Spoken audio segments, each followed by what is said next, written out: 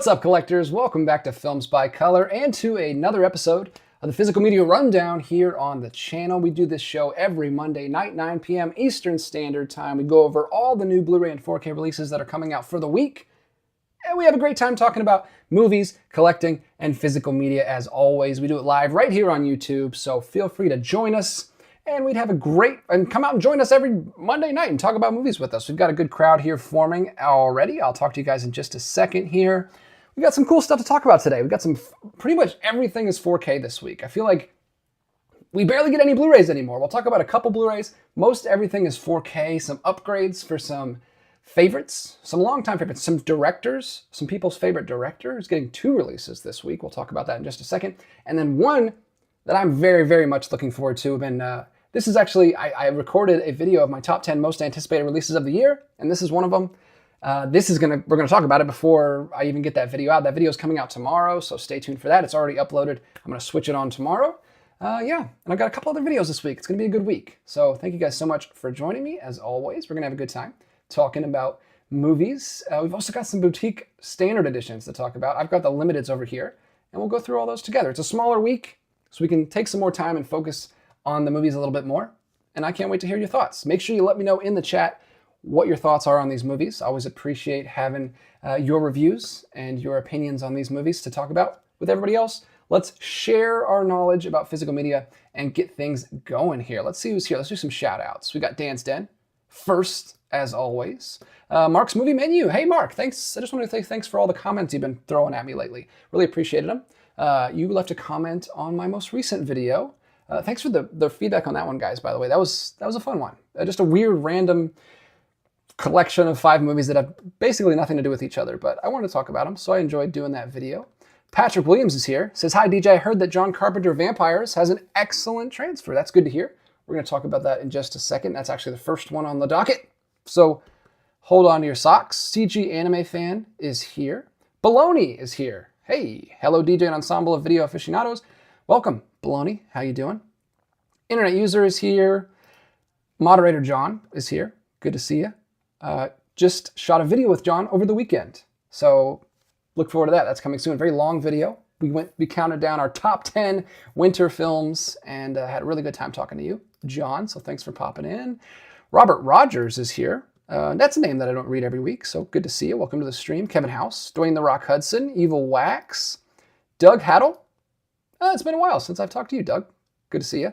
Jason's here. Other moderator Jeffrey Patron is here. Sam Smith is here. What's up, man? Good to hear from you. Good to see you. He says, can't stay.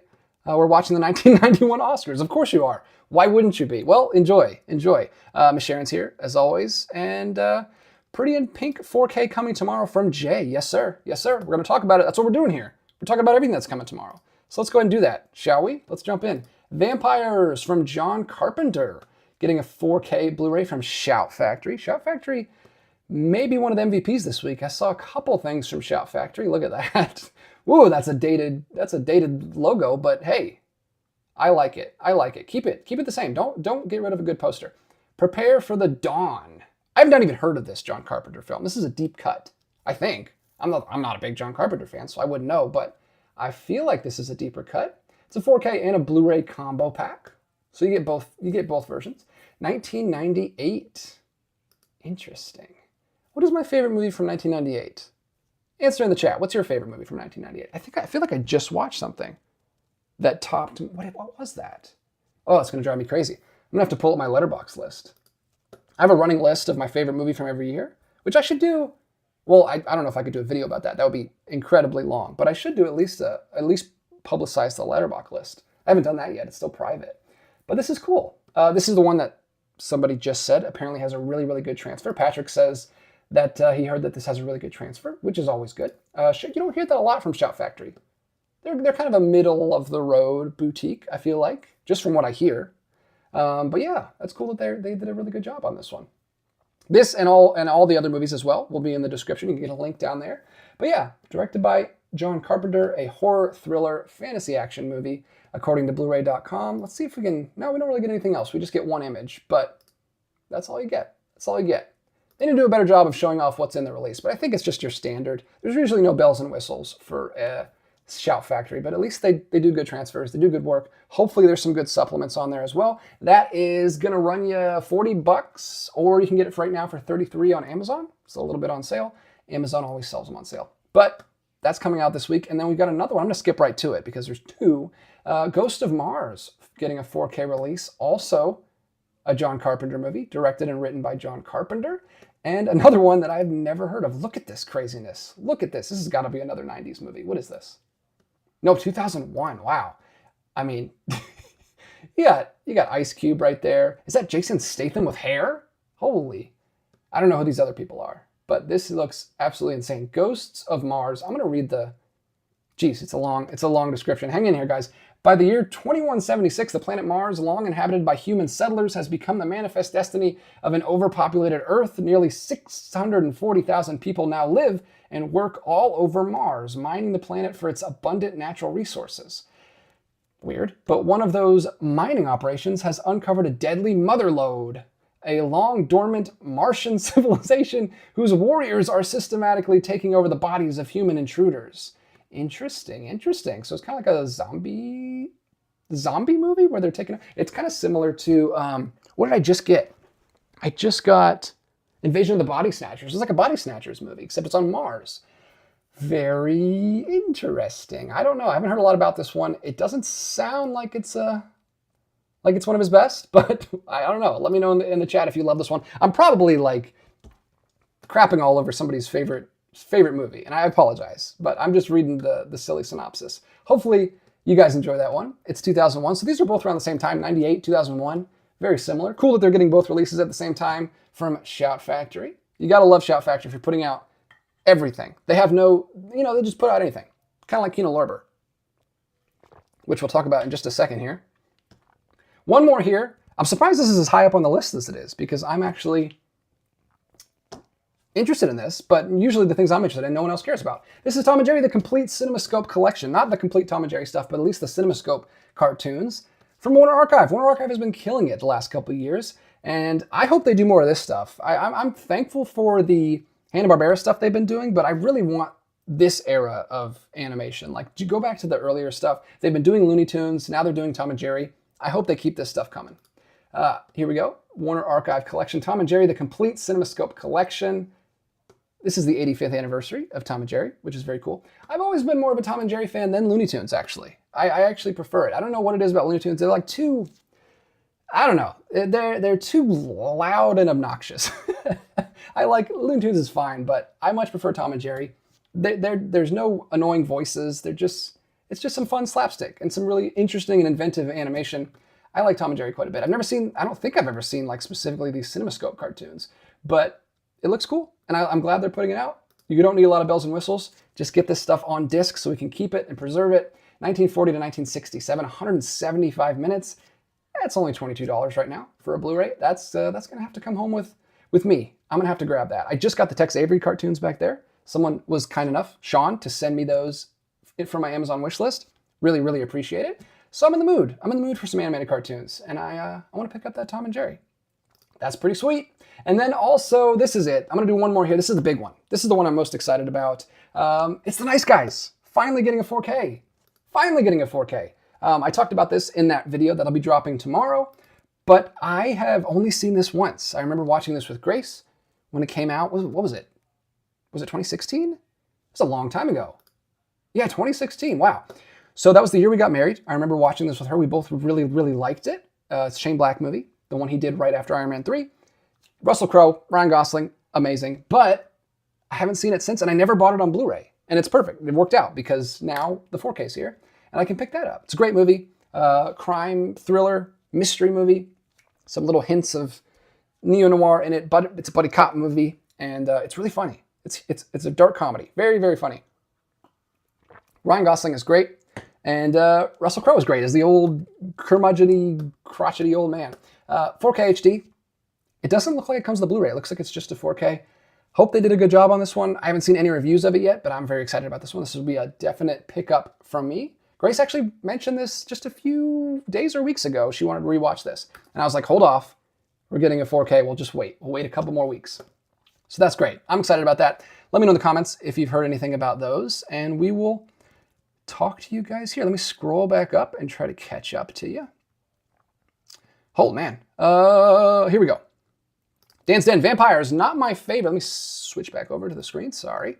Dan's Den says, not my favorite Carpenter. Unfortunately, part of the doldrums of his later years, but still, there's some good stuff there. And his favorite 1998 film is The Truman Show. I'm pretty sure that's actually a really, really good one. I need to rewatch that. Dark City, says Sam Smith. I need to watch that too. I think we're getting a 4K of that this year. Are we not? I think I heard about that. That maybe should have been on my list. My 1998 fave is Central Station. Big Lebowski. Is Big Lebowski 98? I didn't even realize that. If that's true, that's a really good one. Thank you, John. Yes, that's a movie I watched very recently from 98 that I really, really loved. I adored that movie. That was great. I had heard great things about it because the 4K was supposed to be really good from last year, but I was not expecting to like that as much as I did. I had a great time with it. Ethan says Saving Private Ryan. Fear and Loathing in Las Vegas. 98's a good year for movies. Another Truman Show fan. Dan's Den says Ghost of Mars is insane, but not good. Hey, sometimes, if you're not good, at least go insane. Dwayne, favorite movie 98, has to be Babe, Pig in the City.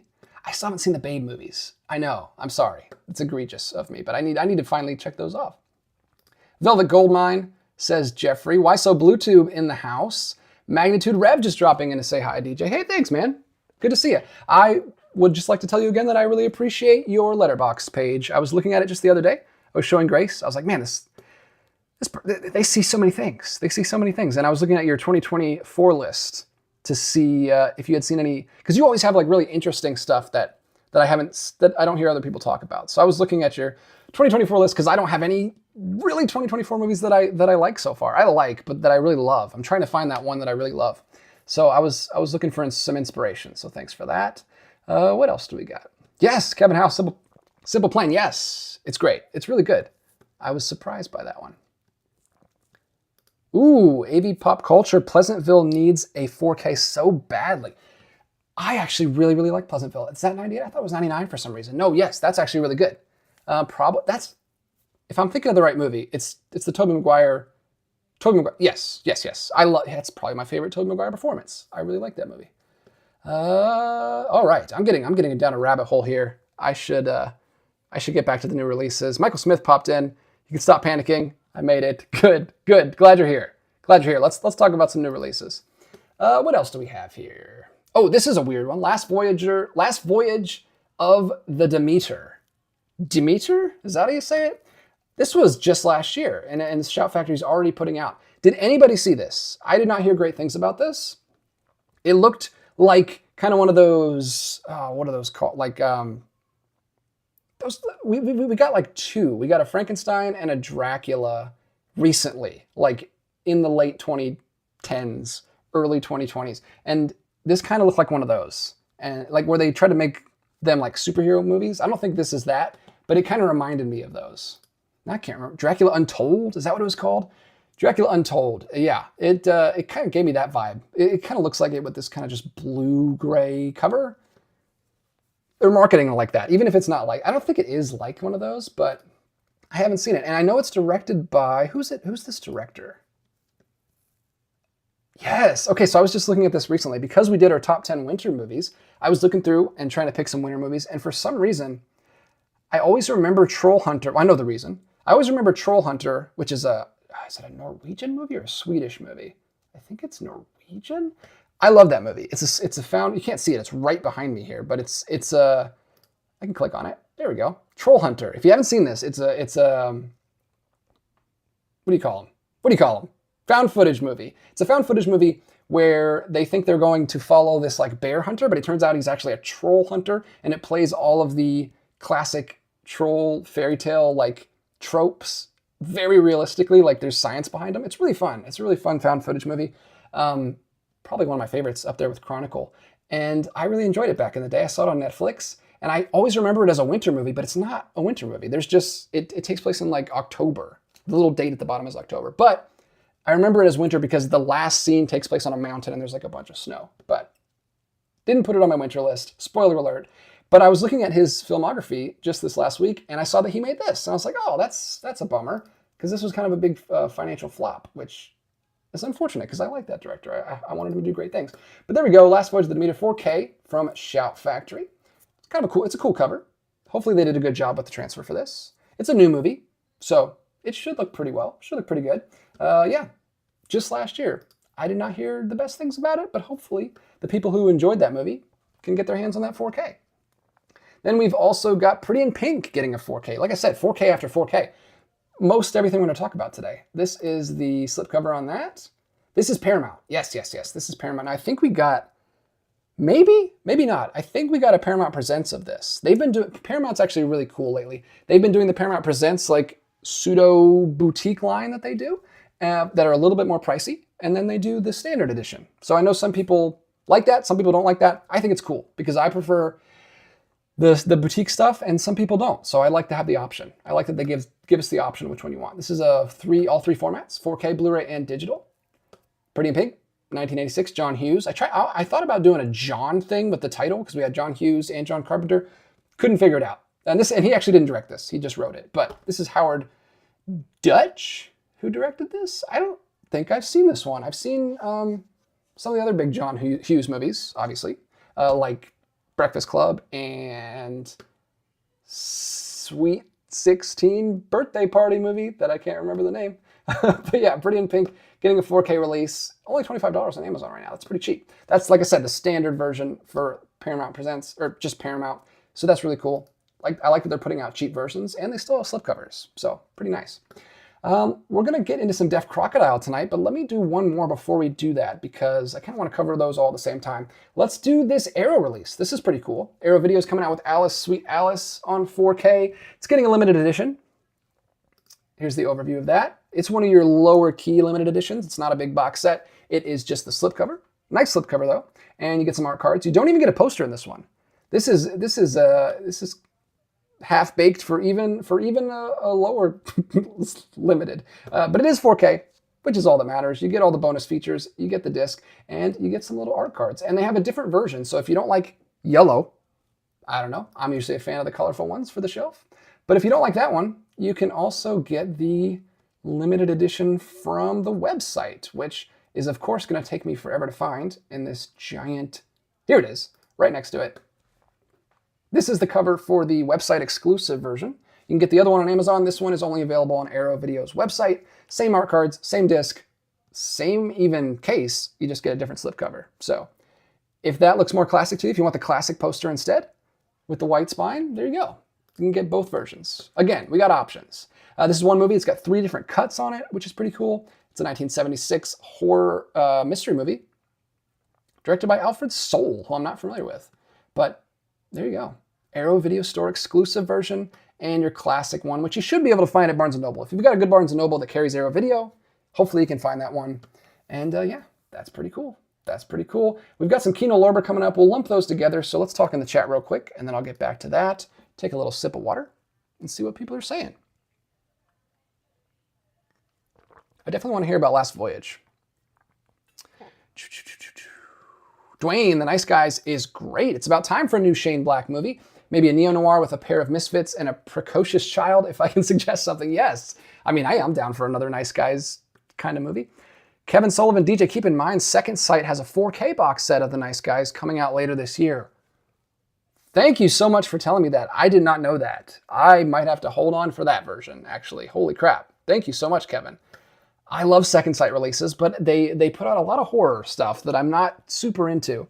So I don't own a lot of Second Sight. The only one I own is Color of Pomegranates back there. I've thought about getting Tangerine. I like Denora, so maybe I'll go back and watch Tangerine. That one's still in print, which is crazy. I really want I don't know if I really want it. I'm curious about the Alexanderplatz. What's it called? Berlin Alexanderplatz. I haven't seen that film yet, though, so I've held off. But that's another cool Second Sight one that's not a horror movie. But I did not know. Thank you. No, I did not know that they're doing a Second Sight later this year. That's crazy. That's really cool. Thanks so much. Why So Bluetooth? Yeah, gonna wait on Nice Guys for the chunky box set from Second Sight. Interesting. Wow, thank you guys. This is why I do this, so I can stay up to date. And I didn't even hear about that, so thank you. That video tomorrow is gonna be completely out of date. Let's see. Miss Sharon, Demeter was fine. Marketing sunk it. Oh, interesting. I didn't see anything for it. I didn't even hear about it. I guess that would be the problem. Dan's Den, thought of Demeter while seeing Nosferatu. It was okay. Seems to be what everyone agrees. It's just fine. Just fine. Kevin House enjoyed the new Nosferatu more. So they're very similar, apparently. It seems like people are considering them very similar. Internet user, I now have the song Pretty in Pink stuck in my... Oh, playing. You're listening to it right now? Well, great. I'm glad. I hope you enjoy it. Jason, I hope... There we go. 16 Candles. Thank you. God, I couldn't remember the name. Hope it gets a 4K transfer soon. Did it not get a 4K? I know it has an Arrow video release. We actually saw it in the Arrow sale, John. You remember that? But I guess it was just a Blu-ray. It wasn't a 4K. That's a bummer. Mark says, just got notified that my 4K copy of Nosferatu has shipped. Saw it on Christmas Day and fell asleep. The beginning and ending were awesome, but I would like to know what happened in the middle. Well, good. I hope you can finish it. I just got a package in the mail today.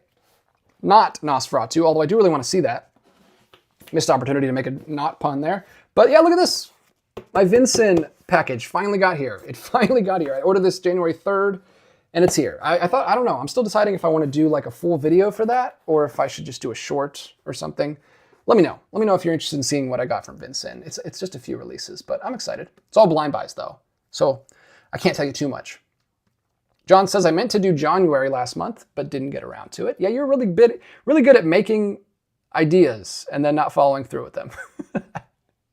Oh, he's thinking, oh, interesting. See, here he goes again. He's making more ideas that he won't follow through with. March Attacks, he's thinking about doing. Like, whoa, interesting. Like what, just watching Mars Attacks over and over the entire month? Or are you going to watch like all kinds of alien invasion movies?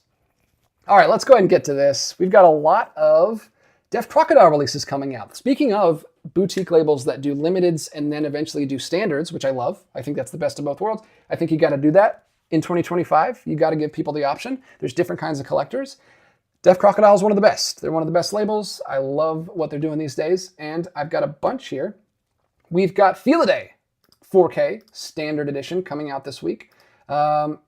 That is the slipcover. I don't know why they're showing that. That's not what you're going to get. You're just going to get the standard, which is this, which is a nice Scanavo case, which is what Criterion and Radiance and all those boutique labels use. They've switched over to the new cases. This is a great movie. I just posted. If you haven't seen it yet, check out my latest video. I think it was the last video. Yeah, the last video I did where I reviewed this film and several other that we're about to talk about. This is a wonderful animated movie. It feels like a Don Bluth movie, but it's very, very dark and very gory and violent. Do not watch this with kids. Do not watch this with parents.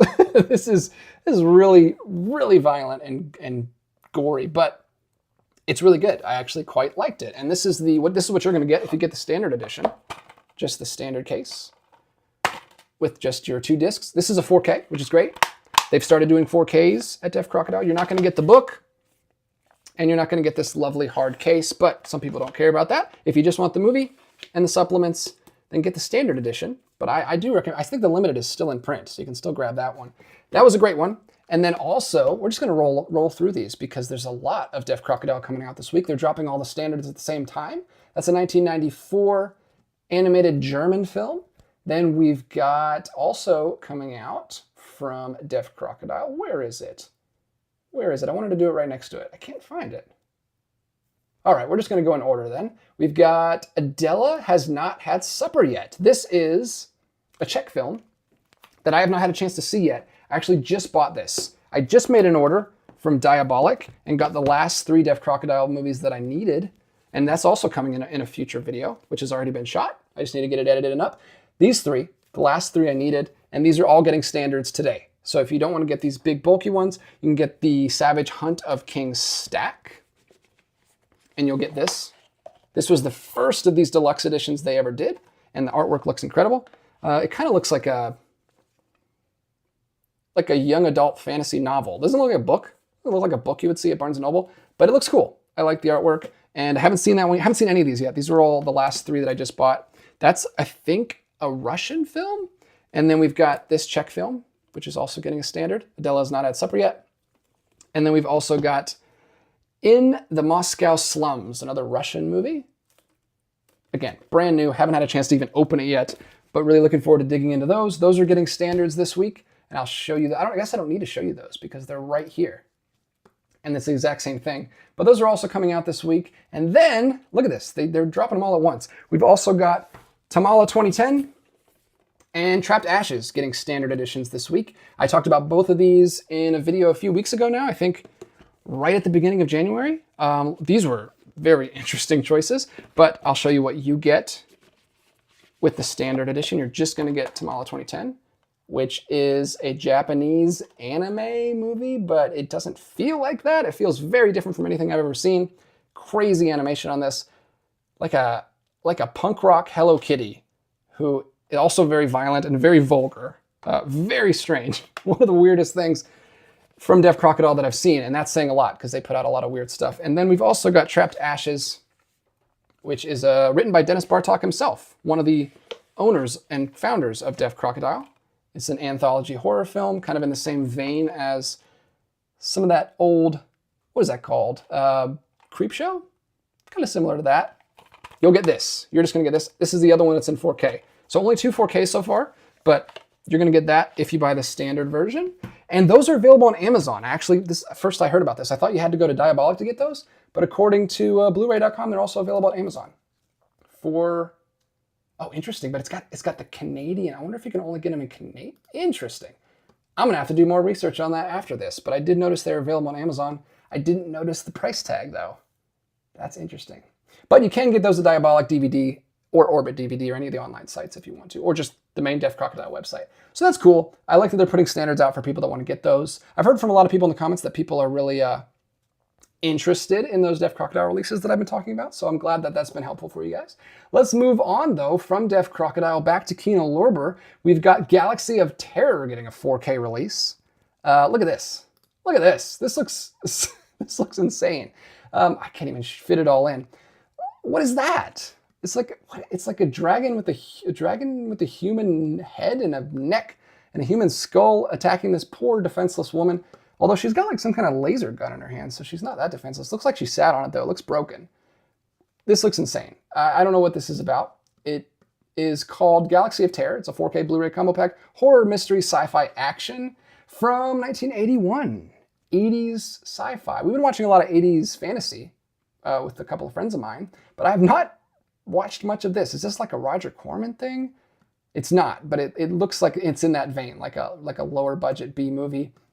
It looks amazing, but I feel like this is one of those ones that the poster is probably way cooler than anything in the movie, which is unfortunate, but I love the cover. It looks great. No, that's actually Shout Factory. Excuse me, I misspoke. Shout Factory's putting that out on 4K. This is the age we're in. 2025, we're getting 4Ks of things like Galaxy of Terror, which is amazing. Then we're going to go to Kino Lorber, finally. We've got Play It Again Sam. Play It Again Sam getting a Blu-ray release. There's the slipcover on that. Woody Allen movie. Diane Keaton. Play It Again Sam. This is from 1972, an earlier one, 70s film. I'd like to hear John's opinion on this one. I think he's seen this one. Let me know what you think. This is actually not directed by Woody Allen. It's directed by Herbert Ross, but it stars Woody Allen and is written by Woody Allen, and it's getting Kino Lorber release, 1972. I guess I should say what it is. It's a rom-com. It's a comedy romance. Then we've also got from Kino Lorber Hot Pursuit coming out 4K restoration, but it is just a Blu-ray again. There's the slipcover on that. A John Cusack film, Hot Pursuit. I like the logo on that one. This is a comedy, another comedy from '87, so a little bit later. Young Danny is following his rich girlfriend's family to the Caribbean, but suddenly he simply must take a chemistry test and cannot go with them. After they have left, he gets a leave from his professor and takes a plane to find them, but he's not quite sure where they are and meets smugglers, crazy captains, and murderers. Sounds like a fun vacation? I have not seen that, but there's your 80s comedy starring John Cusack. And then we've also got Film Noir, The Dark Side of Cinema, number 5,672. No, this is number 23. They keep cranking these out. I don't know if they're ever going to stop. This one includes Rope of Sand, Kiss Tomorrow Goodbye, and Never Love a Stranger. So many of these releases. This one stars James Cagney. Fascinating. I like him quite a bit. We watched a couple James Cagney movies in Noirvember last year. But yeah, they put out so many of these. Kino Lorber, and they're pretty cheap. They're not too bad. Well, I guess they're $50, but this one's on sale right now for $37. But it adds up. Good grief. $50 times 23 of those? That's a lot. That's a lot. It takes up so much space on the shelf. I don't know if those 3 are worth grabbing. Haven't seen any of those noirs, but I'm glad they're getting releases. It's really cool that Kino Lorber's, paying so much attention to that genre, and they keep cranking them out. And that's another one that's coming out this week. All right. I need to take a break, but before I do that, we're going to do one more here. And I'm shocked that this is this low on the list. Like, this is in order of popularity, and this is a Criterion release, and it's way down here. It's King Lear. King Lear coming to Blu-ray from Godard. I guess not a lot of Godard fans in the community, I guess, but this is 1987, another 87 movie, very close to each other. There you go. That's the cover art for King Lear from Jean-Luc Godard. And I guess I can read it. I don't need to read I'll read it. As the world recovers from the destruction of the Chernobyl disaster, William Shakespeare Jr. the Fifth attempts to restore the human race's great works of art. His quest takes, I don't know why they wrote takes there twice, him to a hotel in Switzerland where he meets an old gangster and his daughter Cordelia. William's journey also leads him to encounters with an absurd professor and an unhinged filmmaker. Looks beautiful. Look at those shots. Apparently it's got a 5 out of 5 for the video quality score for King Lear. And it's only a Blu-ray. It's not even 4K. Interesting. I don't know if I'm going to pick that one up or not. I haven't seen it yet, but I'm glad Criterion's putting it out. It's very cool. And people need to start talking about it because it's way down there on the list. It's number, what, 15 on the list. Crazy. Criterion, man. Criterion, I feel like the other labels they were like the only game in town for a while, but now there's so many labels, it's hard to keep up. There's so much going on in the boutique space. All right, let's see what people are saying here. I will jump in right here. Magnitude Rev. I pre-ordered that Twin Peaks Z to A box set re-release on Amazon. It never shipped or got a shipping date. Now it says unavailable while my order is on infinite hold. Totally bummed by that. Dude, that sucks. I've heard about that. I've heard so much of that lately. My friend Connor, who was just here, and you guys probably know him, he never got his Tarantino Kill Bills. He ordered both Kill Bills. They never came. They were on hold forever. He finally found them at a Walmart and just canceled his order. He also ordered The Substance, and it never came, and he found that at a Walmart, I think, and canceled that order. No, I think he finally got that from Amazon, but it took forever. They've been having a lot of issues with that, with pre-orders not being fulfilled, and that sucks. I hate that for people. Evil Wax says, I own both Twin Peaks Special Edition Blu-ray box sets. Would love to have them in 4K. There's rumblings. Some people are starting rumors that it's going to come to Criterion, or at least wishful thinking. Internet user says Adela has not had supper yet. I just finished mine. Wow. Well, you might be in a different time zone, so it might not be 9:30 where you are. Dwayne The Rock Hudson, I got the Felidae Standard from Diabolic last week and just watched it today. I agree with you, DJ, that it moves a little too fast, but it's still very good. Yeah. Oh, so you must have read my Letterboxd review. Yeah, there's some scenes that are really undercut by the pacing. Like, it goes so quick. There's like these big reveal scenes, like, or a character will get killed off, and it'll go, and then it'll just immediately cut, and then we won't get any time to live with it. And I assume that's just because animation is expensive, and they don't have time to linger on shots. They just gotta be extremely efficient with their shots. But it's unfortunate because I feel like those impacts could hit a little harder if they would just linger on them a little bit. Robert Rogers would love to know who thought Adela Has Not Had Supper Yet was a title that would draw in the masses. Hey, I don't think Czech directors are worried at all about the masses. Look at this cover. I actually kind of want to open this because you can't really see it. It's blocked by the thing. But yeah, I love Czech movies. They're extremely weird and not mainstream, and I love it. That one looks like a lot of fun. I think that's the next one I want to watch. I just watched two really, really good ones. The Golden Fern, which is a Deaf Crocodile release I just talked about, and Marketa Lazarova, which may or may not be coming in a future video that may or may not already be shot. Hint, hint. Dan's Den Galaxy of Terror is a Corman joint. Once again, the poster... Oh, it is a Corman joint. Okay, interesting. Once again, the poster promises something different, notable because James Cameron worked on it. Oh, interesting. Yeah, I knew that poster was too good to be true. Miss Sharon says the poster is way cooler than the movie, although the movie has its fun moments. Interesting. Ethan, I'm a huge Woody Allen fan, but Play It Again, Sam isn't very good. Oh, okay. Well, that's a bummer. John Malhai, I haven't seen Play It Again, Sam, actually. I've missed a bunch of Alan's early stuff. Weird tone, I found. Okay. Well, maybe it took him a while to get his footing. Kevin liked Play It Again, Sam, as it is a fond homage to Bogart. It has a great gag with a record album, too. Oh, there we go. Fun little tidbit. Thank you, Kevin. Oh, interesting. Aviv and Leo, what are your top... I don't recognize the name. If this is your first stream, welcome. What are your top media stores for buying used DVDs, Blu-rays in the U.S.? I think it's different depending on what state you're in. It's like there's so many different ones across the nation, basically. I am in Atlanta, around Georgia, and we only have CD Warehouse, which is probably the best one. Even it's the smallest one, but I find the rarest things there, or the coolest things there, even though I go there maybe like 10 times and I find something maybe 2 out of the 10 times because it's so small and it's very selective and it just depends on what people turn in. We also have Second and Charles, but I never find anything there. That's a much, much bigger store, but the movie section is kind of small. It's mostly books and records and toys and comics. They have everything there, but I don't usually, every once in a while I'll find something like really crazy there. Like when I found the Kino Lorber 4K of Nostalgia, and then I also found the 4K of Terry Gilliam's Robin Williams movie recently. So sometimes I'll get lucky, but usually I don't find anything there.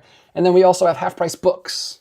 Half Price Books is, again, a mixed bag. It's mostly books, but they do have a movie section, and sometimes you can get lucky and someone will turn in some boutique stuff or some box sets or some Criterion stuff, or just maybe some single individual movies that you're just lucky enough to grab and find. So yeah, those are the big ones that we have here. Half-Priced Books is pretty far away from me now. I used to live closer to it, so I don't get to go over there as often as I like. CD Warehouse is the big one. And I don't know how... Half-Priced Books is bigger. I think those are all over the South. I think all the way to Texas, you can find Half-Priced Books. But yeah, there's different ones everywhere. I know when I was in Texas for a work thing a couple years back, I went to movie theater. Was it Theater Trading Company, I think it's called? It's another used chain that has a lot of cool movies. I found some cool stuff there. But you just got to search for used movie stores, used bookstores, and see what you got. Those are what we got here, though. Internet user, at this rate, I'll be able to build a fort with all those film noir, the dark side of cinema sets. Yeah, there's so many of them. I couldn't even begin to start collecting those at this point. Mark's Movie Menu. Amazon did the same with My Substance. Canceled the order and got it from Walmart website. Got it in 2 days. Yeah, Walmart's stepping it up. Walmart and Barnes & Noble are really filling that gap because Amazon's been slipping lately. Magnitude Rev says, I'm a fan of half-price books. Yeah, they're pretty cool. I find I have a lot more luck with books there than I do with movies. I buy a lot of books there for the kids and for the library out there. Avery, do you plan on doing any Black History Month first-time watches? I finally watched Malcolm X, and man, what a movie. That's a great idea. Thank you so much for the recommendation. I should. I definitely should. I don't have Malcolm X, but I should take a stab at some other movies that I have. That's a good idea. Aviv again says Micheaux is incredible, maybe the best I've been to. I've been to Micheaux in Chattanooga, and I didn't really find much, but I'm a very specific collector these days, mostly boutique stuff, but it is huge. It's so big. I actually recorded a video at Micheaux at the end of December, and I haven't gotten it up. I haven't edited it yet. It's just been sitting on my hard drive. I went to CD Warehouse and Micheaux, and I found some Kino Lorber stuff and some Arrow Video stuff, and I need to finally get that video edited up, but it's not really time sensitive, and I keep having stuff that is time sensitive that keeps pushing it back. It's hard to prioritize it, but I will get it up eventually because I want to show you the store and show you what they had because it was huge. Gigantic store. Evil Wax says I still need to pick up Jackie Brown and Kill Bill on 4K. Yeah, those are nice releases. You can get either way. You can get the standard or you can get the Steelbook from Lion Gates Limited. Ethan Edwards says they have half-price books all the way up in Ohio, so they're pretty much across the whole country. Prisms, hey films. Oh, I lost your comment. Where'd it go? Know of any musicals with lost media or footage? Also, I love half-price books. They are great, and I just watched Sunset Boulevard. It was interesting, and I watched the 2019 film Judy. You just threw a lot at me there. I'm going to start with the top. Musicals with lost media or footage. I might need more clarification on this. I don't know exactly what you mean by that. You mean just musicals that were missing segments of? I don't know. I know that there's deleted scenes that are kind of lost from Wizard of Oz. There's a whole Junebug. What is it called? Something bug. There's a whole song that got cut out of Wizard of Oz. That is when they were in the woods, I think the second time. And there's like snippets of it on the 4K and the Blu-ray, but we don't have the whole sequence, I think. There's also a reprise of The Witch is Dead that like mixes right into the Oz song, like Emerald City song. That is criminal that it was cut out of the movie because it's so good and I love it. And I listened to it on the soundtrack and it sucks that they cut it out of the movie because it brings all the musical themes back together. I wish it was still in the movie. But no, I don't know of any like big famous deleted scenes from musicals. That's a great question. I'd have to do research for that. Anyway, let me finish this up. You guys are giving me great questions, but I want to finish this up first for anyone who's watching after the fact and just wants to listen to the new releases, and then we'll talk. Don't worry, we'll talk. We've got plenty of time.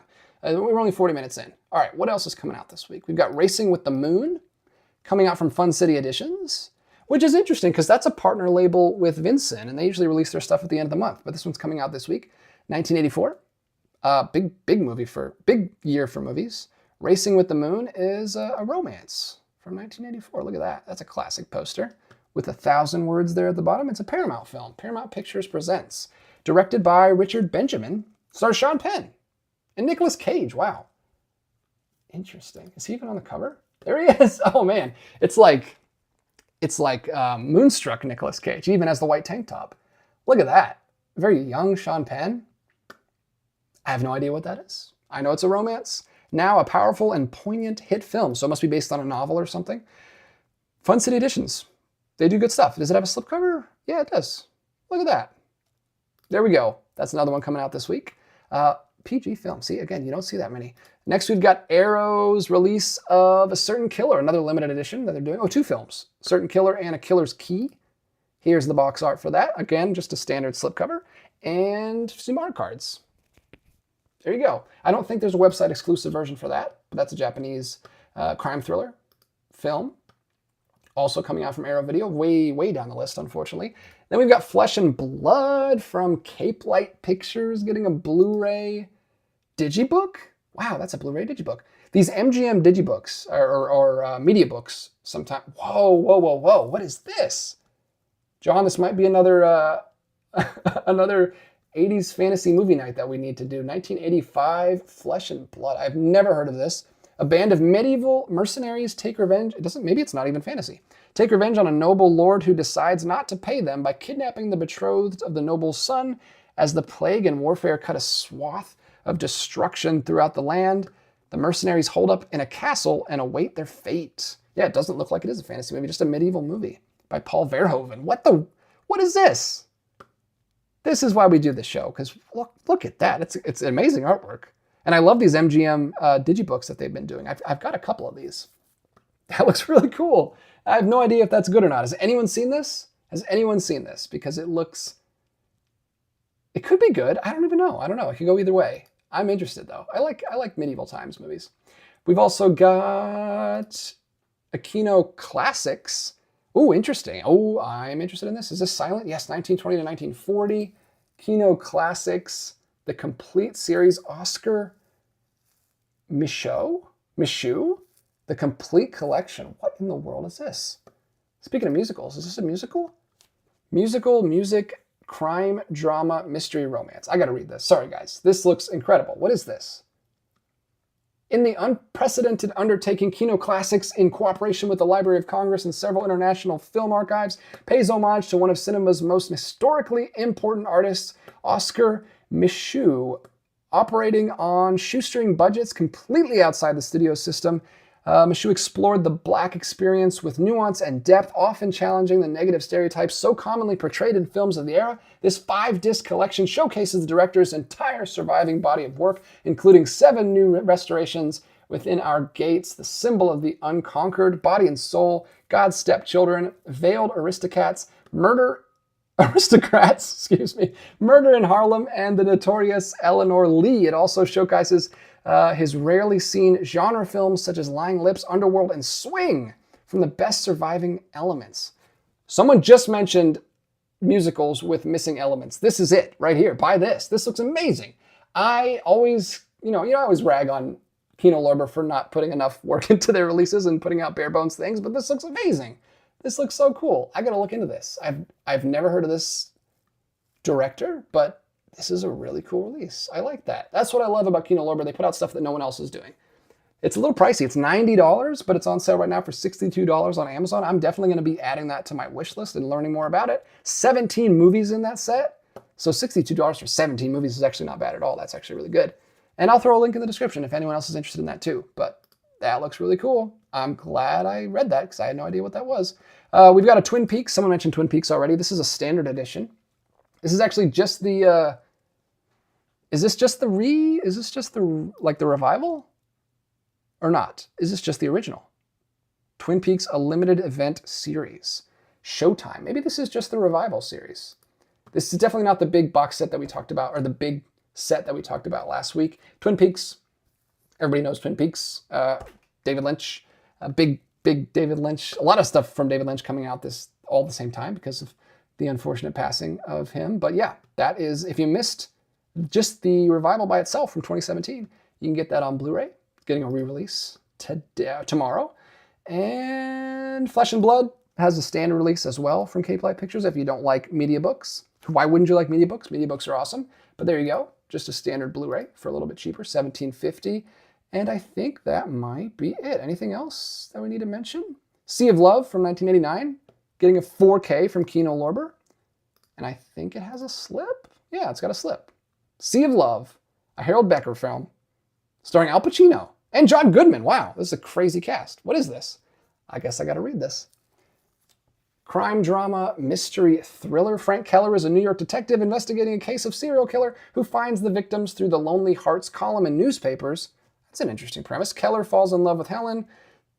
That was weird. The main suspect in the case. 1989. There you go. Crime thriller starring Al Pacino. And we've got, oh, wow, this is actually crazy. This is this far down the list. I thought we were almost done and we're getting to like some big stuff down here. We've got, first of all, In the Summers from 2024 from Music Box Films. I actually am not familiar with Music Box Films, but there's the front. Looks like it went to Sundance and won some awards. A little indie film. Interesting. I'll have to look more into that one later. I have not heard of it. Let me know if you guys saw that one in 2024. And then also, we've got some 4K re-releases here. We got Dante's Peak getting a 4K release from Kino Lorber. And then we've also got, which one? Judas and the Black Messiah getting a 4K. I believe that's got to be a re-release. Maybe not. Maybe that's the first time it's on 4K. But that's coming out from Warner Brothers. Just a standard bare bones release, the 2021 film. And then we've got Conclave, brand new 2024 film from Universal Studios on 4K all the way down here at the bottom. This has got to be a mistake. Hold on. I think I know what's going on here. I think I have it ticked to, I know what's going on here. Let me turn this off. I have it ticked to all countries instead of just US. So that must be the Canadian release. That's what's happening there. Sorry about that. Sorry for the confusion. So that disappeared now. But yeah, we've got some, I'm actually glad I had that ticked on because I wouldn't have seen that Medieval Times Digibook release if I didn't have that turned on, because that's not an American release. So I'm glad I had that turned on, but I think everything else that we're talking about has been covered. Yeah, I think that's everything.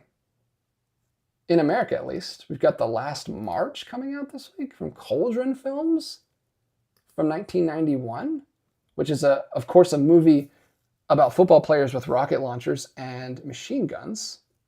Cauldron Films. There you go. I've never seen a Cauldron film release, but they are a small boutique label that puts out some crazy stuff.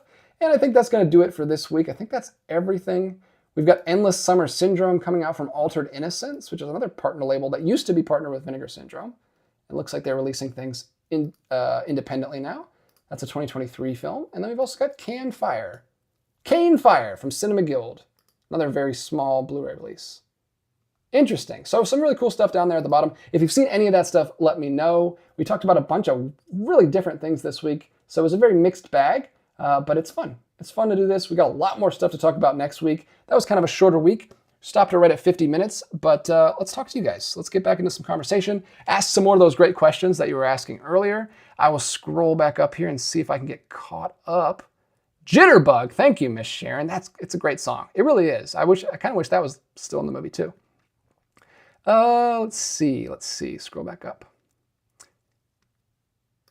Kevin House. I can't tell you how many jazz CDs I've bought at half-price books, not to mention all the books and movies. Yeah. I've never bought CDs from there, but I've got a ton of books from there. So many books from there. It's a great store. Joshua Andrews, I was surprised to find a CD warehouse here in Dallas, but it doesn't match the one in Kennesaw. The one in Roswell was good too before it shut down. The Gwinnett one was the worst for me. Oh, I've never been to the Gwinnett one. That's actually pretty far from me. Let's see. Oh, yes, Mark also mentioned Jitterbug. Thank you. I like the Jitterbug song. I think it might have been a little weird if it was in there. I think it was probably best that it was cut, but it's fun to listen to. Eva Wax, not a big musical fan, but the cinematography and set design for The Bandwagon is amazing. Oh, yeah. We talked about that maybe a couple years ago now, maybe last year. Internet user, I believe there was a lost English dub of The Young Girls Rochefort. I don't know if it's been found or partially found. That's fascinating. I love that movie, but I don't want an English dub of it. There's not even that much talking in it. Why would you need an English dub of that? Prisms, what are your thoughts on Sunset Boulevard? I haven't seen it. Haven't seen it yet. I think that was on our list last year, but we never got around to it. Dan's Den, Flesh and Blood was Paul Verhoeven's style, trying to find his place in the 80s. English language sphere, it's rough. Fantastic. Basil Polidorus score, though. Oh, interesting. I like film scores. I might have to check it out. Magnitude Rev, have you had the chance to check out Wicked yet? Yes, I did. Yes, I did. Grace bought that last Tuesday, the day it came out on 4K. She rushed out to a Walmart and grabbed it. And she said there was actually quite a few 4Ks there. There was a bunch. She said the DVDs were almost sold out and the Blu-rays were almost sold out, but there's a bunch of 4Ks. So I guess nobody around us buys 4Ks. So yeah, she made me watch that first thing that Tuesday, last Tuesday. Let's see. Why So BlueTube? I have the Flesh and Blood Blu-ray from Eureka. Oh, interesting, interesting. Eureka puts out a bunch of good stuff too, or a bunch of stuff. I don't know how good that movie is. Yeah, interesting. A lot of people talking about Flesh and Blood. Flesh and Blood is exactly what you think of when you hear Paul Verhoeven made a medieval movie equipped with gratuitous violence and nudity. It's all right. It's all right. Okay, well, I'm not getting glowing reviews from the three of you. Mark says, New York, New York cut out major musical number by Liza. There you go. There you go. This is why you guys are here. You guys have got the historical tidbits that I need. Yeah, Miss Sharon says perfect for Black History Month. Seriously, that's a great release. Pricey, but it sounds really cool. Evil Wax, I watched some crazy and trippy movies this past weekend. The Congress and Dave Made a Maze. The concept and creativeness of Dave Made a Maze is off the charts, but acting is a little meh. That's a bummer, but at least the story got you through.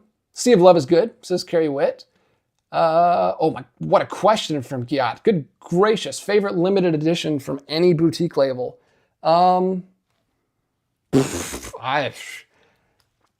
It's not technically a boot. If you count World Cinema Library as a boutique label, then I gotta go with the Tales of the Four Seasons from World Cinema Library. Some people call those premium labels. Some people consider them boutiques. I don't know that I would consider them a boutique, but it's the best thing I've ever got. I guess I gotta go with, oh man, either the, the Curzon sets are incredible. I've got the Bellatar and the Three Colors trilogy right there, which I've talked about. And then the Eric Romer collection from Aero Academy is also, it's one of those four that I mentioned. They're incredible. I like the big box sets. They're awesome. So yeah, Curzon or Aero Academy are probably my two favorites. Radiance though, I mean, I just showed off some really cool Radiance box sets too. Those are my favorites. There's a bunch. Timothy Kendra, hey, Timothy's here. Welcome, Timothy. In the Summers One Sundance, it was good. Okay. In the Summers, I'll have to check it out. I'm still looking for a great 2024 movie to top my list. Avery, Judas and the Black Messiah is amazing and perfect for Black History Month. Yeah, it seems like some of the studios are paying attention and putting things out that are on theme. Unlike, what was it, Kino Lorber last month, who put out like a April Fool's Day and a Christmas movie last month? Great job, Kino. Again, I'm never going to get a Kino Lorber partnership. Robert Rogers, love Sea of Love. Al Pacino's comeback after Revolution bombed. Oh, interesting. So several people like Sea of Love. I don't know why that was such a sleeper hit. It was way down at the bottom of the Kino Lorber list. Eva Wax, my girlfriend, is always bringing up the fact that she never liked Sea of Love because she couldn't believe that Ellen Barkin's character would be interested in Al Pacino's disheveled character.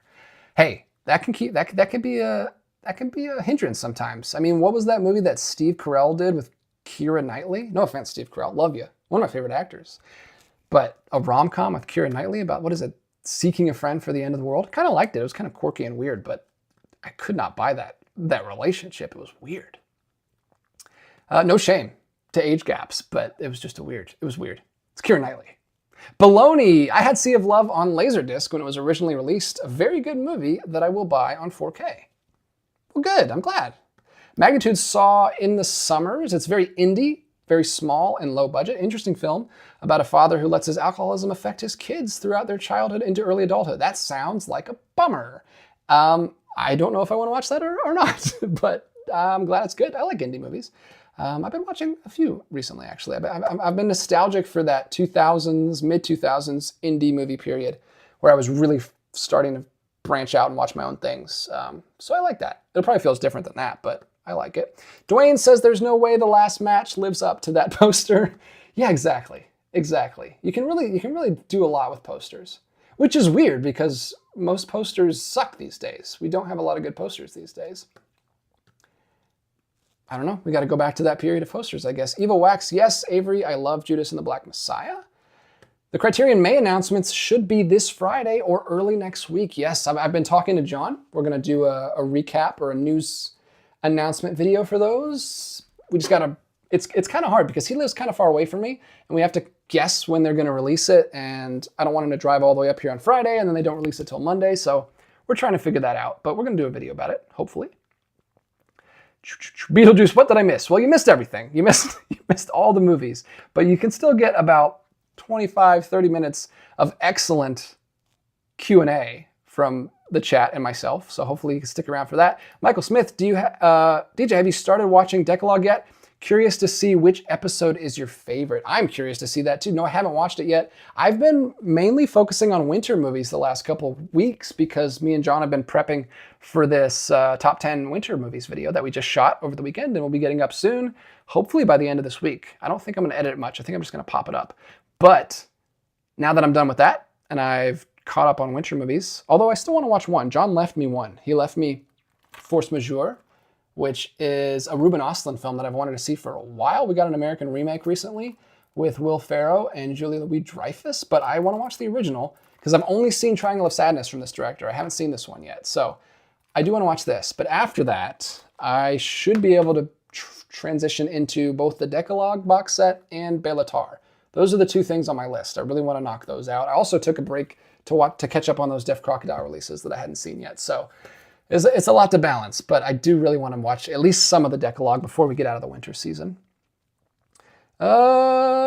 Josh Andrews, Cauldron Film is Diabolic's own label. They've got some interesting stuff. Interesting. I didn't know that. That's really cool. I didn't know they had their own label. Beetlejuice, did you hear all the Wicked merch had websites on the back to go to that? Oh, yes, I did hear about that. It went to the adult site. Yeah, that's unfortunate. I hope they got that straightened out quickly. Dan's Den, wait. DJ hasn't seen Sunset Boulevard. No, I have not. Oh yeah, there's a lot of stuff, man.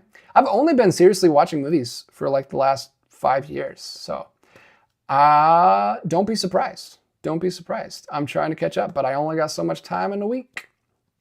Mark's Movie Menu, first time watch of A24's 4K of The Heretic on Saturday. Beautiful transfer, and the film was one of the best I've seen in years.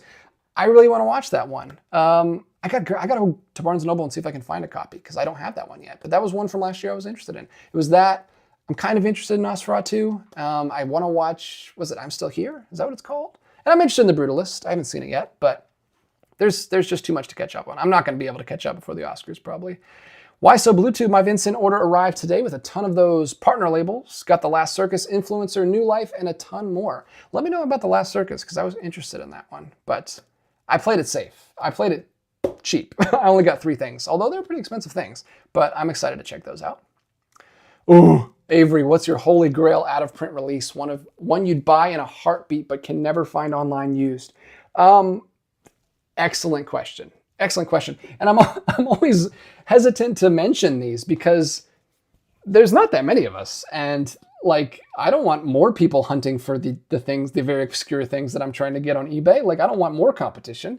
You guys will swoop in and steal them, I know. But I really, really want, there's one of my favorite films is a very short film, 17 minutes, from Georges Méliès. It's A Trip to the Moon. Probably the first black and white, it's definitely the first silent film I ever saw. I watched it in a film special effects class. Georges Méliès is the father of visual effects, and we had a whole class about visual effects because I used to be in a different major, blah, blah, blah, long story.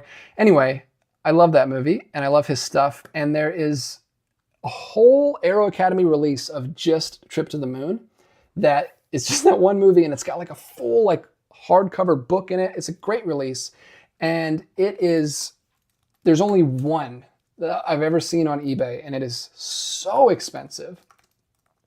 I'll let you know. I'll tell you right now what it is, because I'm never going to get it, because I'm not going to pay this much.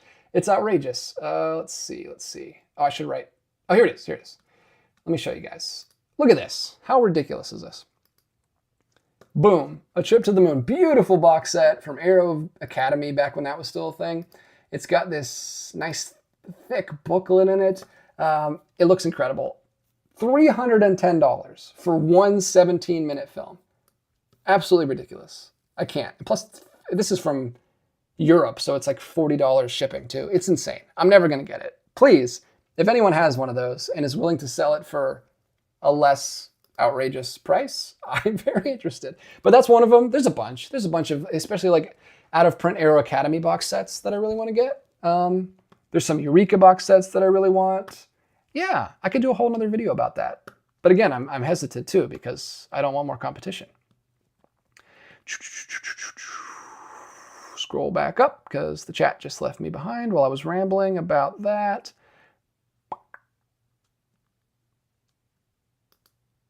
Magnitude Rev, your favorite limited edition from a boutique label, DJ. You've got the massive imprint never-ending story release. I do, but it's not my favorite. It's not my favorite because there's other movies I like better. I like Eric Romer movies better. And it doesn't have like an essay book and stuff like that. It's great though. It's cool. It's actually right out of frame. You can't see it. It's right up there. It's awesome. I have it displayed proudly up there. Robert Rogers, what movie have you seen the most in your lifetime? Probably It's a Wonderful Life these days. We watch it every year. Although, I don't know. Maybe not. Well, I actually know the answer, and it's a silly answer. Has anyone ever seen the movie Just Like Dad? That classic, Just Like Dad, from Sandstar Entertainment? I remember my parents, you know those like VHS mail order subscriptions? My parents signed me up for Sandstar Entertainment, and you would get a VHS in the mail. And one of them was an amazing movie called Just Like Dad, starring Wallace Shawn as this dorky dad, and the boy, his son, he doesn't have a mom, like their mom left him, but he's a father-son. It's a father-son competition for school, and he hires a dad. That's the whole point of the movie is he hires this like weightlifting executive dad. It sounds ridiculous. But I, for some reason, loved that movie so much. And I watched it. This was when I was like 10. And I would watch it every single night. I would pull my mattress out into the living room and throw it on the TV and watch it every single night to fall asleep. So I've seen that movie hundreds of times. But it has no Blu-ray. It doesn't even have a DVD in my eyes because the only DVD copy we got was like an edited DVD copy. Like edited parts out of it to make it more appropriate for kids, even though it was already a kid's movie. Hilarious movie. I highly recommend. That brings me back. That's definitely the answer, but like if you want a real answer, it's probably It's a Wonderful Life now. Joshua Andrews, for the Chinese film releases from WCL, World Cinema Library, I would definitely consider them a boutique label. Incredible restorations and some stacked special features for movies that will never get stateside releases. Yeah, I mean, I love them. I really like World Cinema Library. Most of it is insane. Like I would like the 2001: A Space Odyssey from World Cinema Library, but it goes for like $500 now. It's crazy. I can't pay that much. But yeah, it is. It's really cool. Mark's movie menu. What was your most disappointing boutique release? Oh man, hard questions tonight, guys. What? I didn't sign up for this. Disappointing boutique release. Ugh. I mean, I guess in recent memories, let me see. It's a tough question because I go to boutiques for the exploration of it and learning about new things. So I don't often go in with like really high expectations because I'm mostly learning about new films that I haven't heard before, which is what I love about boutiques and the way I'm collecting now. It's mostly learning about new things. So it's not like super disappointing because I don't have really high expectations. I would say the recent Deaf Crocodile release that I just reviewed in that video, if you want to watch it, it's called The Cathedral of New Emotions. Did not enjoy watching that one. That one didn't work for me, and I mentioned the reasons why in that video, but I have high expectations for Deaf Crocodile at this point because I like most all of their releases, and that one kind of missed the mark for me. Bailey Walsh, I love Seeking a Friend for the End of the World. I less interpret their relationship as romantic, more just a nice and significant connection, even if they do kiss, and I love the ending. Yeah, I mean, I enjoyed it back when I saw it. I feel like they were trying to play it for more of a romance than I actually would have liked just a friendship movie.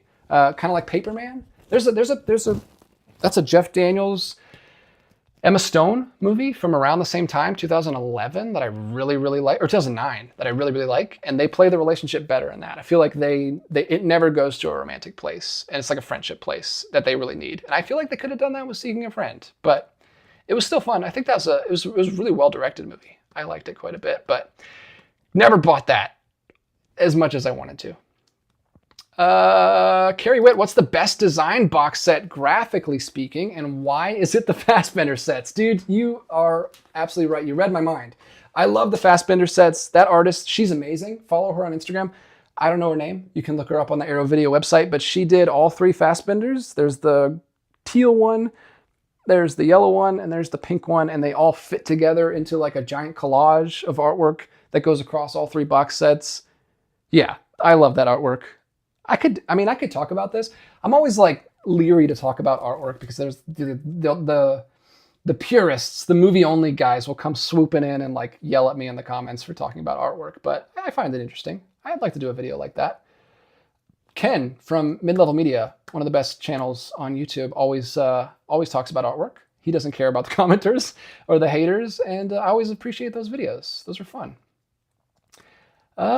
Eva Wax just saw Stop Motion, a horror film about a stop motion animator who gets a little too invested in how the stop motion film she's working on turns out. That sounds a little confusing, but kind of cool and very meta. I haven't seen it, but I love stop motion. What else do we have? Beetlejuice. Does anyone know what happened to Minority Report? I thought I heard rumors of a 4K. I don't, but hopefully someone can help me in the chat. Michael Smith, you're in luck, DJ. The first episode has a winter theme about skating on a frozen pond. Yeah, I've heard some of the Decalogue has winter themes, so I'm excited. I'm excited to at least watch a couple, at least a few. Internet user says Ruben Ostlund has a new film that'll be coming out some point called The Entertainment System is Down. I believe Keanu Reeves will be in it. Whoa. Interesting. I'm excited to see it. I really like Triangle of Sadness, and I hope to see what else he does. Jason Morbies. Is this your first time commenting? Because I don't recognize that name. Amazing. Welcome to the stream. I'm hoping that the Criterion 24 flash sale hits next month instead of this month. Well, mainly speaking for my wallet. Yeah, it's usually, I think, like end of February or like very early March. Like early March. So you might be, I think you'll be fine. Hopefully you can save up some money by then. I'm interested too. I don't know what I'll be picking up in that sale, but I think it's usually around the same time. Why So Bluetooth Last Circus is great. I almost said Last Christmas. That's a different thing. It was originally released like 15 years ago via Magnolia. The big draw for this edition is the new remastered picture. Interesting. I saw some people passing that around online. I never got a copy though. Let me see where I'm at in the chat. Magnitude Rev. Oh, fun recent development in Oscars discussion is how Anora has shot up into the frontrunner. I know, I've heard about this. It won Best Picture at PGAs and DGAs. A lot of people were not expecting it to have a chance, even though everyone loves it. But like you just said right here, frontrunner for Best Picture after the film won Critics' Choice, Directors Guild, and Producers Guild over the weekend. Yeah, we'll see. We'll see. I'm not one to keep up with that stuff that much, but Grace is, and We'll probably have John over and have a couple other people over and watch them together. I don't even know when they are. That's how out of the loop I am. I don't even know when the Oscars are this year. Eddie's Films and Stuff. Bro, you just unlocked a memory I watched Just Like Dad when I was a kid and haven't thought about it for 20 years. Good. I'm glad I could do that for you. It's great. It's such a fun little indie movie. Yeah, Sandstar, that was like the only Sandstar movie that I really liked and watched a ton. Another one I watched a lot, or a few times, was Big and Hairy. Anyone seen Big and Hairy? Did I unlock anything for anyone else? Big and Hairy is not what it sounds like. It is a Bigfoot movie, a Bigfoot basketball movie. It's like Air Bud, but with a Bigfoot. It's like this little lonely kid who just moved to Rhode Island and has no friends, and then he finds a Bigfoot in the woods, and then he becomes famous because he joins a basketball team and becomes super popular, and it's ridiculous. It has this, although I will say, it has the same score as Days of Heaven, Terrence Malick film. This is why I don't like when directors use like famous orchestral pieces for their score. Always do original scores, because when I was watching Days of Heaven and he's playing the underwater theme from, I think it's like the child's orchestra, the children's orchestra. Anyway, the score that he uses in Days of Heaven, like over and over, it's like a really famous score, or like orchestral piece from back in the day, and they use that same thing in Big and Hairy. So the whole time I'm watching every time there's a sting in Days of Heaven, my mind immediately triggers Big and Hairy, and I'm just thinking of Bigfoot's playing basketball, which is not a bad thing, but it kind of took me out of the movie a couple times, even though I love Days of Heaven. But don't use music, man. Use an original score. You're doing yourself a disservice when you use public domain music. Baloney, have you considered A Trip to the Moon from Flickr Alley? That's the one I got, and it's great. I have it. Don't worry. I have the movie.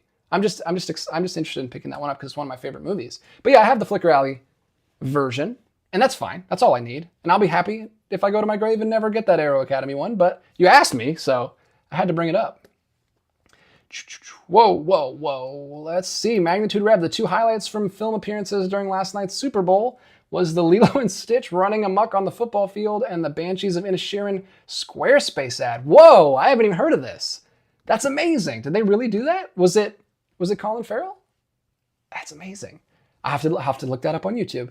Did not watch the Super Bowl last night. I barely even, yeah. Grace, I sometimes watch football with Grace because she likes football, but she was downstairs watching Wicked with a friend last night. She brought someone over to show them Wicked, so I was in here editing. I didn't know there was a Banshees of Inisherin Squarespace ad. That's amazing. Adam Not Cheese Reed. The Zero Grad slipcover artwork is great. Yes. Are you talking about the new one? Because they just did a re-release of Zero Grad. I have the original from Def Crocodile, but they just did their new re-release, and it looks cool. It's a different cover. I'm not going to buy those re-releases because I already have them, but it's cool that they're doing those for people that missed out on the original run back when it was Vincent. Michael Smith, I'm guessing you love Hugo then, DJ. I do love Hugo. You guessed right, sir. What a great movie. I actually saw that. That came out when I was in college, right after I finished that Georges Méliès class, and it like blew my mind. It was so good. It was so good. And I had just learned all that stuff. And it was so fun to go see it in a theater. Evil Wax, I've built up a huge backlog of Criterion releases that I want to pick up during the flash sale, including No Country for Old Men, Punch Drunk Love, Paris, Texas, and 8.5. Yeah, they've been dropping out some bangers lately, like a lot of good stuff. I'm going to have to wait until the flash sale and the July sale because I haven't been picking anything up either.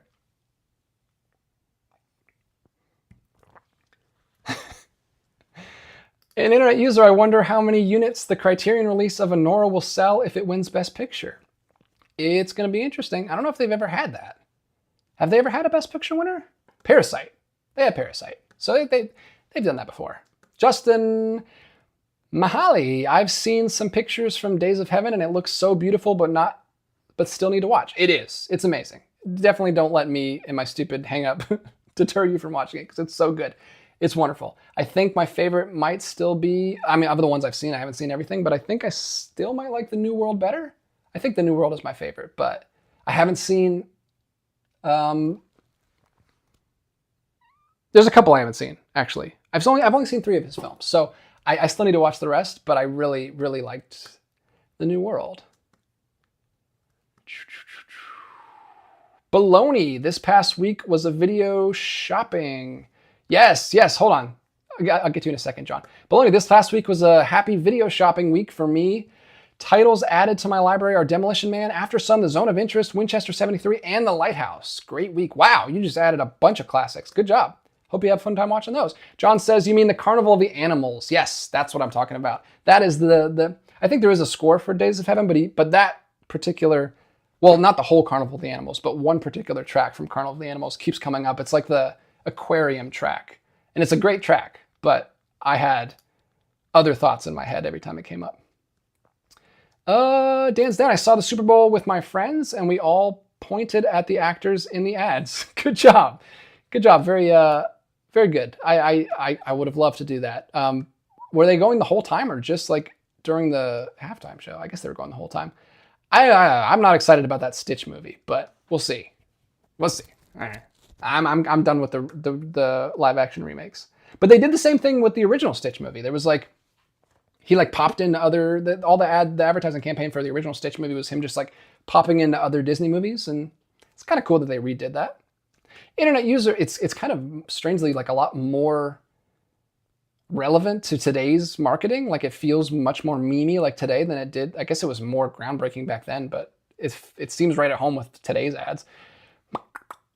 Ms. Sharon, the Brian Selznick book Hugo was based on, is also wonderful. I remember reading it for the first time and seeing the reveal for the Méliès image. It was so lovely. Wow. I never read the book.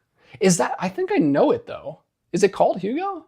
Because I think I've seen it, speaking of half-price books, I think I've seen it around. Maybe it's not, maybe it's a different book, but I've definitely seen a book called Hugo in half-price books a lot, because I look at the children's books every time I go, because I like to get stuff for the kids.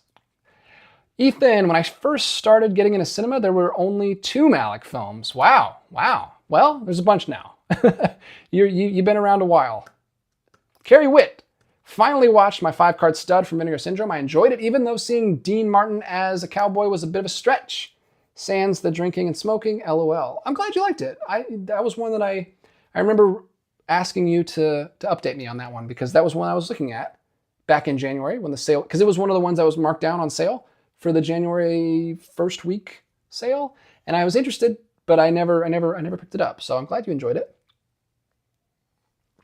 Robert, for me, Tree of Life is the most beautiful Malick film. That's one I haven't seen yet. I know, and I feel like it's going to be perfect for me when I finally get around to it, but I haven't seen that one yet.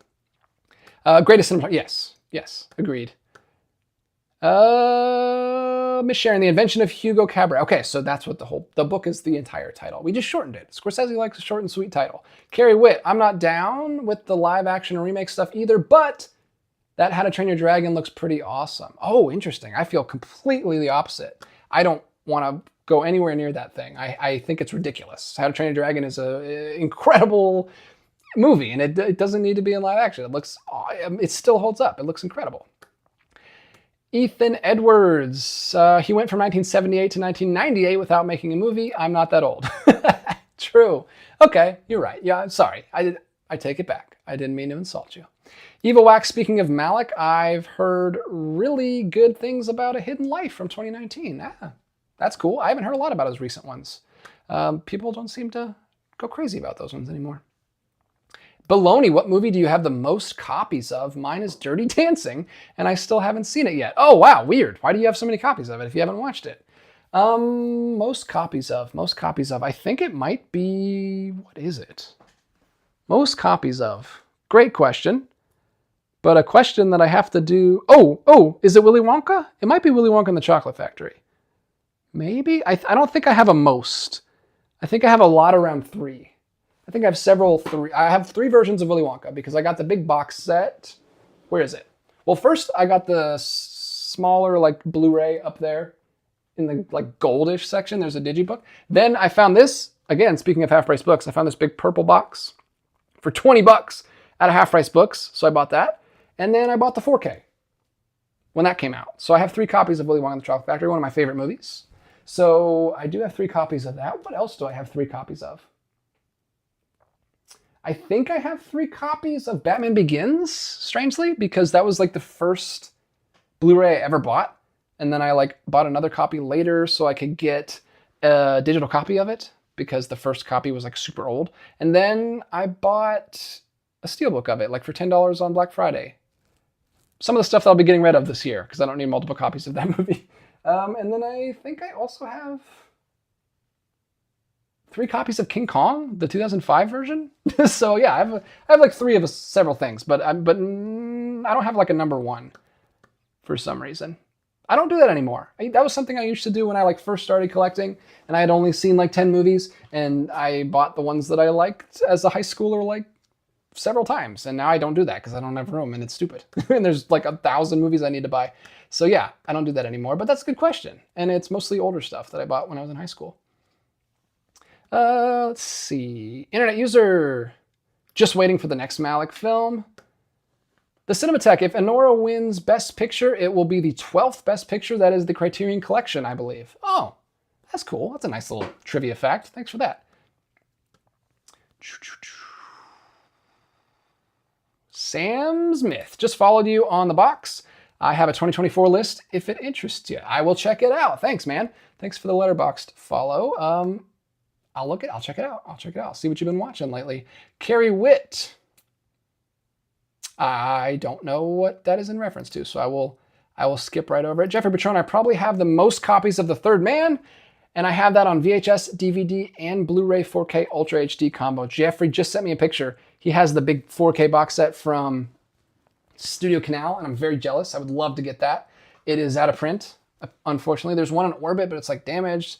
And they're selling them on eBay for like 150 bucks. I don't want to pay that much for it, but I really do want that. I actually saw that with Jeffrey in the theater. Jeffrey and John, we went to see it at the Plaza, and it was a wonderful, wonderful time. I loved watching it. It was the best experience I've ever had with it, and I would love to commemorate that experience with a nice, big, chunky 4K box set from Studio Canal, but I missed my chance, unfortunately. If you see it anywhere, let me know. If you find one for a good price, let me know, because I really want to add that to the collection.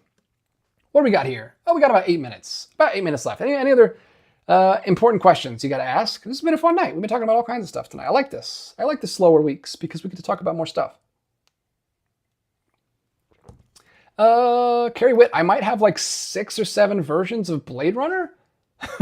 Spoiler alert, I definitely do. Well, good. That's a great one. A lot of people love that one. I'm glad you... 6 or 7 versions. Are they all Blu-rays? Or I guess you could have older ones. VHS, DVD.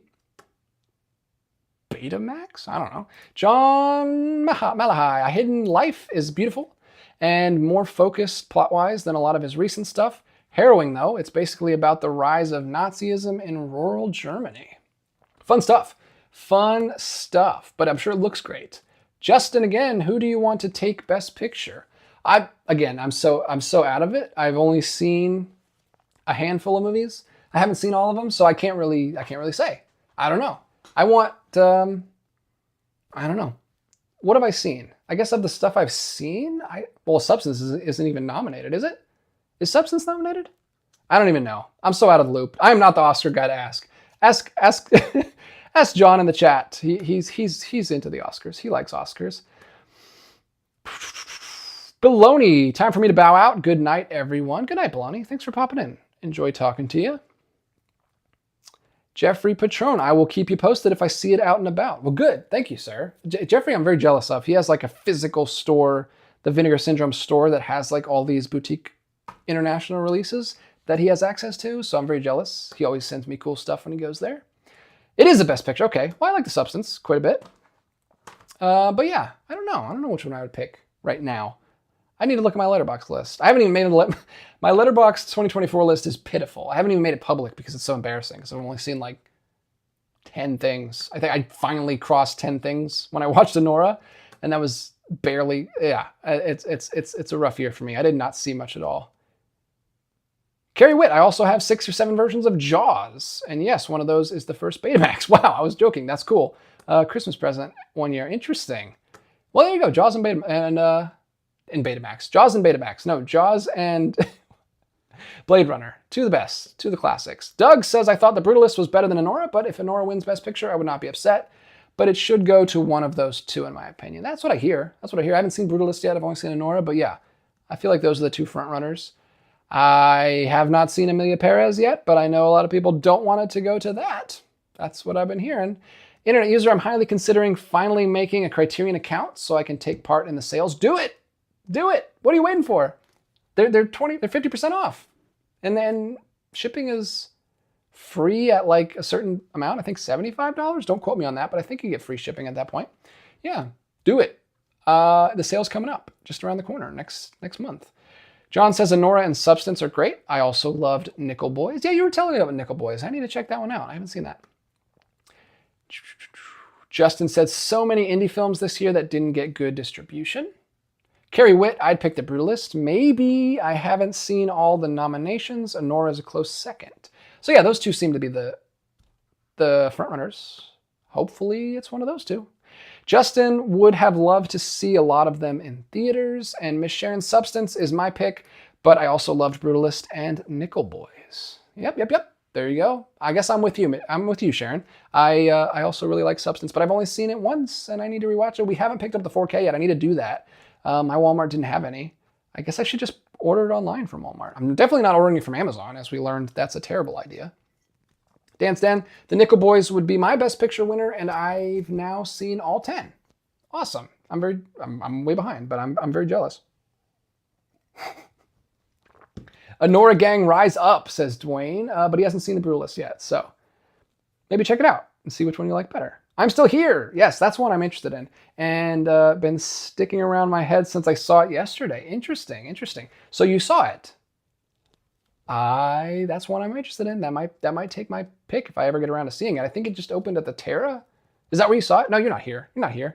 John was telling me about that it was opening at the Terra last weekend, but we didn't get a chance to see it. So I'll have to see it. I'll have to check it out. Carrie Witt, I wish Substance got the chunky box set release it deserves. Yeah, that'd be cool. But it's got a nice release from Mubi. So I'm glad it at least has that, because it's not a guarantee that Best Picture movies will even get Blu-rays or 4Ks, and it got a 4K, so that's really cool. I'm glad Mubi distributed, so of course they're gonna put out a nice release for it. But yeah, I'm all for chunky box sets. That'd be cool. Dan's Den, I have only 11 films left to see that have been nominated for any Academy Award period. Wow, you are doing good. You're really close.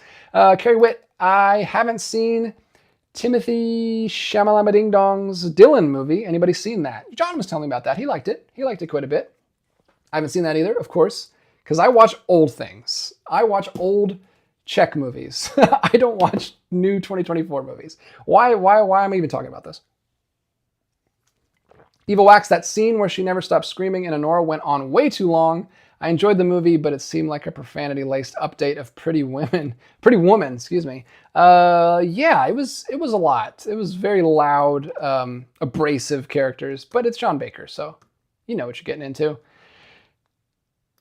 John Malhai, against my aversion to musical biopics, I liked Complete Unknown a lot. The movie just works. Not much to it, though.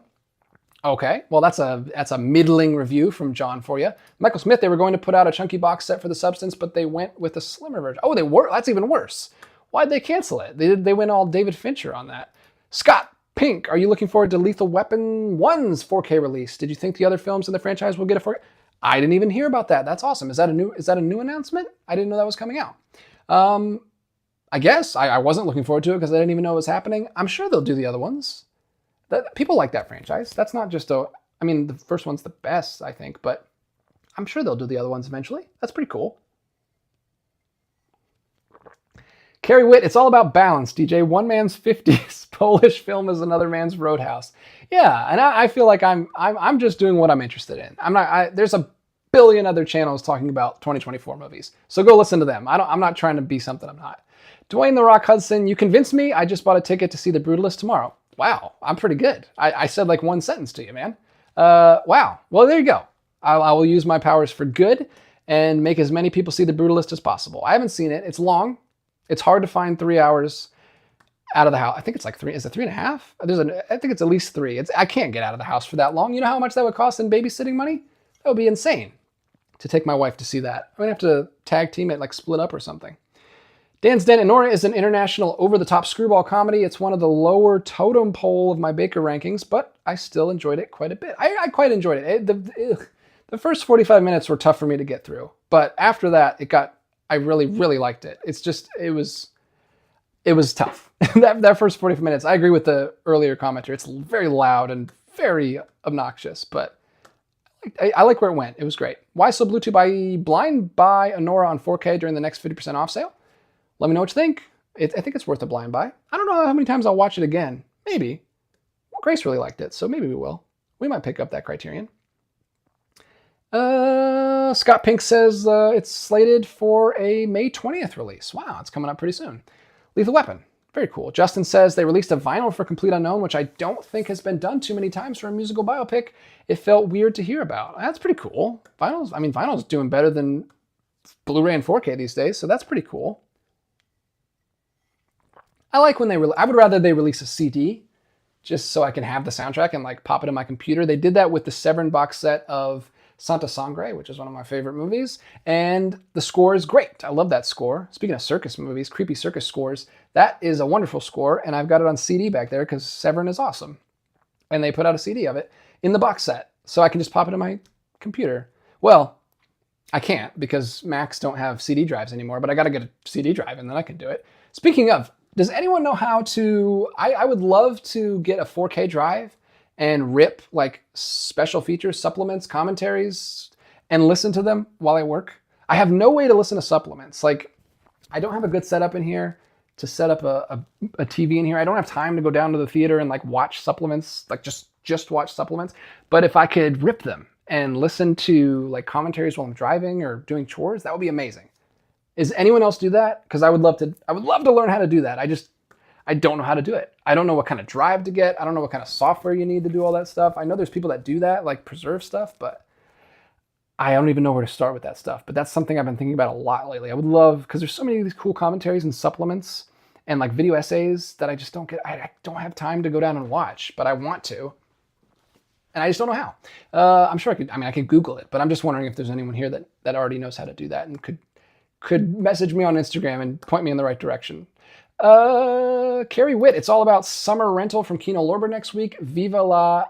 Oh, interesting. Yeah, so we should, I guess, we're out of time. We're out of time. We're actually past time. Wow. I was going to look at next week and see what was coming out, but we'll do that next week. See you guys next week. Thank you guys so much for the awesome questions. I can't believe we went over time. You guys were too entertaining. The questions were too good. I went completely over time. I do want to see if anyone answers me about that question I just posed, though. Justin says supplement podcasting is the best idea I've heard this century. Well, it's a great idea, but I have no follow through. I don't know how to do it, so we'll see. We'll see if I can figure it out. Beetlejuice does it. He rips Blu-rays and 4Ks. You need some stuff. Well, what stuff do I need? Let me know. My Instagram is Films by Color. Beetlejuice. Hit me up on there. Let me know what software and hardware that you use to do that, because I would like to.